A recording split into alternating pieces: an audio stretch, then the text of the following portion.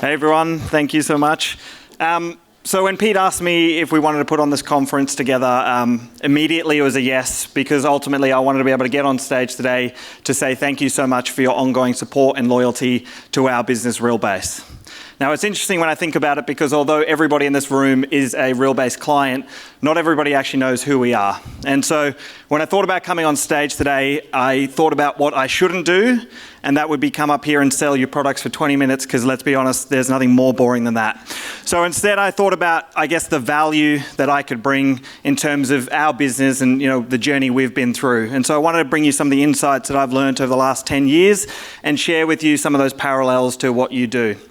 So I guess my journey started 9 years ago when I was a chef. So I was 3 years into my apprenticeship. I was working 60 hours a week, Saturdays, Sundays, Christmas, Easter, all that fun stuff. And I was raking in a big $32,000 a year.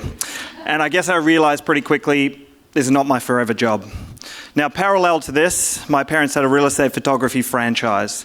And both of my brothers, Ken and Jacques, worked, one as a photographer and one as a floor planner. And my brother came to me one day to my bedroom and he said, Frank, there's an opportunity for us to move to Melbourne and we're going to go install real estate signs for real estate agents. And straight away, within a couple of weeks, we packed our bags, we got into the ute and we drove to Melbourne. Now, something to understand about myself and my brothers is we're very by the book, right? We want to do things right. So we pick up the phone to the property manager before we get to Melbourne and we say, we're going to have a printer in there, do you mind? And of course, of course, there's no problem with that.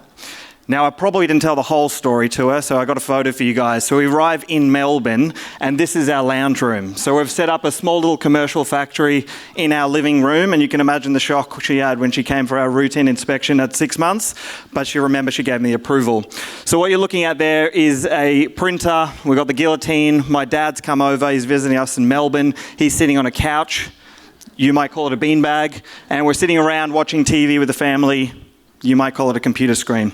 And this is our lives for about a year in Melbourne. So by the morning, we'd go install signs. At lunchtime, we would help our clients put together artworks. And by nighttime, we'd be printing and starting all over again. And after about a year, we realized, Sydney's our home and we wanted to come back. So we sold up shop. We came back to Sydney and we started all over again with our other brother, Jacques. Now, for the next 3 or 4 years, we started to grow nicely, organically. We were again still installing signs, we're printing the brochures, all that fun stuff. And it got to about year 4 when we realized our growth ambitions, where we wanted to go, were no longer, working within the franchise that we had. And so we made a decision that, we're going to start looking to create our own brand, our own software, and go out and do our own thing. And so we got out the whiteboard, we sat in the room, and we said, okay, what's the worst case scenario? If we do this, what could potentially happen? And what we came up with was, by association, because our parents also had a franchise agreement, although nothing to do with our business, nothing to do with our agreement, we said by association, they're going to lose their business. And so we made a decision, we looked each other in the eye and we said, if they lose their business, do we back ourselves 100%? We will pay back this debt, and we all made a promise that day. Right? Now, we launched our brand Realhub. We started to get traction, and honestly, for the first 3 months, it was floating on cloud 9. Everything was happening. The clients were loving it. We're solving problems, and it was all very exciting. Now, the first and most important lesson that I'd learnt was that moment that we took to think about the worst case scenario. I think it's very easy when we think about, okay, we're going to open up a new brand, a new office, we're going to do this. It's like, first step, get customers. Next step, 25%. Third step, profit, take over the world. But it's really easy to forget about what's the potential negative outcomes and what are you going to do when those come up? How are you going to navigate them through? And luckily, we had those conversations. Now, I remember very clearly, it was 5 a.m. on a Saturday morning, and I get a call from my brother. And when you get that call from a family member at 5 a.m. on a weekend, it's not usually a good thing, right? So I answer the phone, and Ken says to me, Frank, it's happened. Mum and Dad have lost their business. You need to get to the office right now. And my whole world came crumbling down because of the sense of guilt that what we had done had lost our parents their business that they'd been working on for 10 years. And to provide a little bit of context, my parents had 1 day away from having a buyer who was going to buy it for $1 million, and they were going to retire. And so that was the kind of weight that we had on ourselves. Now, over the next 3 months, that franchise started to actively target us, and we lost over 30% of our customers through them going around saying, hey, we're going to sue them. There are a couple of young kids. They're probably going to leave soon, all of that good stuff. And so we, for the first time in years, were in rapid decline in our business. And the whole world of the family was on our shoulders because now our parents didn't have a livelihood, and now our business was in decline.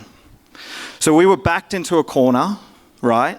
We had zero choice but to succeed. Failure at this time was not an option, and this created a fuel, which was spite, for us to push through and create something that was going to pay back our parents. And so for me, the second key lesson that I learned in these early days of business was when these moments of adversity come to you, when that agent leaves your office, when the business changed brands, often our first thing we think about is going on the offensive, right? We go, we're going to sue them, we're going to talk negatively about them, we're going to do all of that stuff. But the reality is, in the short term, you might create some kind of blockage for them. But in the long term, there's two things that are going to happen. Number one, you're going to give them this fuel, right? This fuel that's going to drive them that could potentially negatively impact your business. And number two, right, you're going to... Forgot my train of thought. So number one is the fuel, and number two, they'll never come back to your business. You've burnt this bridge, and you can be sure that they're never going to come back, right? So that's my second thing. Now, like I mentioned, head down, completely focused, and what we did was just started to push forward. Now, the brothers, we had this conversation. It's like, all right, who's gonna go out there and who's gonna sell things? Now, understanding at the time, if you wanted me to fillet you a fish, I could do that in 30 seconds. If you wanted me to cook you a steak, I could make you the best steak out. Could I sell something? Absolutely not. But it was my job because somehow I could talk to people, and therefore the brothers were, it's your job, Frank, you got to go do it. So I learnt through YouTube, and ultimately some of the best sales I learnt from some of the people in this room. Today, the person I'm going to talk about isn't, unfortunately. But I remember I was a little bit of a freak, right? Like I said, determination. So I'd created a little collage on my computer screen of logos. And the logos were different real estate clients, just like you, John, which were the people I was going to target and who I wanted to have as clients. And I had that on my desktop, and I had that in my bedroom. That sounds weird. And every day I would look at that and I would go, okay, who's next, who's next, who's next? And one day I had Rain and Horn DY Coleroy, who's now, of course, upstate on there, right? And I've been practicing for this one. I've been hitting my speech. I've been writing my script, all that good stuff. I had my 5-minute spiel ready to go. I call Pete Mosdale. It rings. He answers, fuck, okay, I better be ready here. So I go in, I start delivering him this big message, and he stops me in my tracks. He says, mate, you have literally 30 seconds to impress me or never call me again. Now, I can't confirm that this part of the story is true. However, the way I remember it is I needed to change my undies immediately. But somehow I strung together a sentence. I was able to get a meeting, and he's been a client ever since, which I'm incredibly thankful for. So the lesson there for me was you might have your hour presentation ready to go, but what can you do in 30 seconds to get it across the line? Now we continue, we've started to build momentum, and we've gotten to this place where our competitors in the industry are starting to notice us. They're starting to notice our brand. And I find out from one of my clients that the competitors are going into offices and they're actively talking about us negatively. They're saying why you shouldn't use these Realhub guys. Again, they're young, they're going to leave, blah, blah, blah, blah, blah. And so there's two things that happened for me that day. Number one, we got this mural painted on the back of our office. And it says, a lion never loses sleep over the opinions of sheep. So that was our thing. We focused on what we're going to do. We're not caring about what other people say about us. But secondly, we decided let's lean into this. Because ultimately what's happened here is our competitors have gone to clients' offices who weren't our clients, and therefore they were building our brand. And so what I did is I created one of my most successful email marketing campaigns, which read, Realhub, find out what all the fuss is about. And in the middle, it said, our competition is worried, and so they should be. And the amount of leads I got from that simple email was incredible. And what that taught me in my third lesson was when you go out and you actively talk about your competitors, you are giving them free advertising. Right? You're talking their name and that vendor and that listing presentation. Now, here's that name. You might be there doing a little bit of shadow boxing, thinking, you know, the suburb expert's going to come in. I better tell them that's going to take too much time, all that. But the reality is all you're doing is you're repeating that agent's name and you're getting that imprinted in the vendor's mind. And so when I talk through our sales team today, it's we don't talk about our competitors. We have our own strengths, our own value. Of course, we need to know what they do and have a competitive advantage, but the reality is we have enough value ourselves, so we don't need to talk about them. And my favorite quote with this is, there's two ways to build the biggest building. Number one, you can knock all the buildings down around you, and by default, you have the biggest building. And number two is you can just build the biggest building. And that's what we want to do, is use our own strengths, our own value to create that. Taxi. So 2 years ago now, so we've gone to this sweet place. Realhub's gone from 0 to 240,000 properties in the software over the course of 5 years.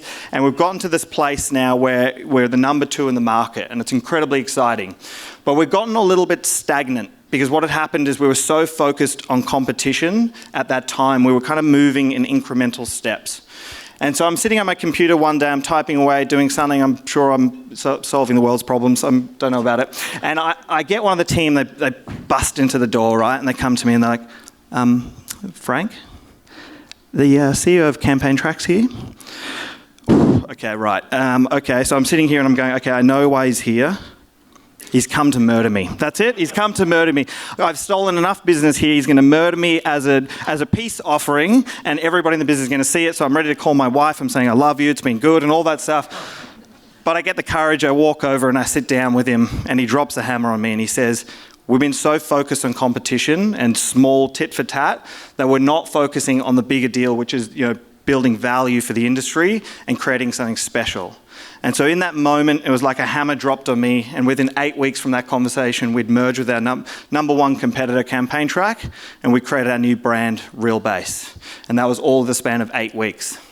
And the first thing that stood out to me when we did merge was, even though we had this competition over the last 5 years, this very aggressive competition, the moment we merged, the shareholders and the leadership team kind of dropped the guards, and we started to learn from one another. And you have to understand, as a form of context, right, is on the Campaigntrack side, who I'm incredibly proud and thankful for to call shareholders today and partners, is they've been in the game for 25 years. Right? So 25 years ago, I'll tell you where I was. I just got my little Spider-Man backpack and I'm walking into primary school. I'm excited for my first day of school. So there's going to be a lot for me to learn, right? But then in the reverse is they wanted to learn from us. We had a very different way of thinking, and the reality is they wanted to learn, and we wanted to put this all together into business and something that we can create as something special together. And so for my fourth lesson, what I've learned in business is this importance. Everybody talks about continual learning, but for me it's that learning from new people as they come into your business. So when you go acquire that successful agent to form part of your business, when you go acquire that important office to form part of your brand, it's like, what can I learn from them in the early days and then build into our business as we move forward? Because the reality of business is it's just a collection of people, and you want to have the best people. And when you do, you attract other best people and you build that momentum. And so now that we were merged, the first thing I did when I was asked to become CEO, which I was incredibly thankful for, was I focused on culture. So we had these two businesses competing head to head for so long, and the first thing I wanted to do was focus on culture and aligning the teams. And so what we did is we created company core values, goals, and things that we could drive forward to as a collective. And so I guess the last lesson for me today is that importance in those early days, whether you've, again, acquired that office into your brand, or you've acquired that new team to be part of your business, is in the early days is focusing on the culture, which is laying the foundation that you keep these people. Because if you can create that family unit, then what it means is you're not going to have the revolving door. You're not going to have someone come and go within a year, and you're going to be able to build and build and build on that momentum. Excellent. So I guess that takes us to the today part of the journey. Realbase has now been merged for 15, 16 months. I'm incredibly proud to say that, one in two properties in Australia and New Zealand over the last 12 months has come through our business, or about 50% market share. Of that, we've done about 35,000 Google and Facebook campaigns through our product called AIM. We've been able to help 120,000 agents deliver listing presentations to their vendors through our product called Engage, as well as our content, our signs, and our brochures. Now, I say this not to be like, hey, look at me, how exciting, but more, hey, this is our next chapter. We're just getting started, and ultimately we'll be able to come back here in some time and talk about the new exciting things we'll be doing. And I guess it would be remiss of me not to touch on what happened with my parents at the end of all that. So I'm very thankful to say that, after 5 years, We had that debt of our parents that we'd burdened on ourselves, even though they didn't really ask for it back, that $1 million debt. We decided to put our own tax on it to make sure that they saw the appreciation we had for them, and we were able to pay them back double last year. And I'm incredibly thankful for that, guys. Thank you so much for your time.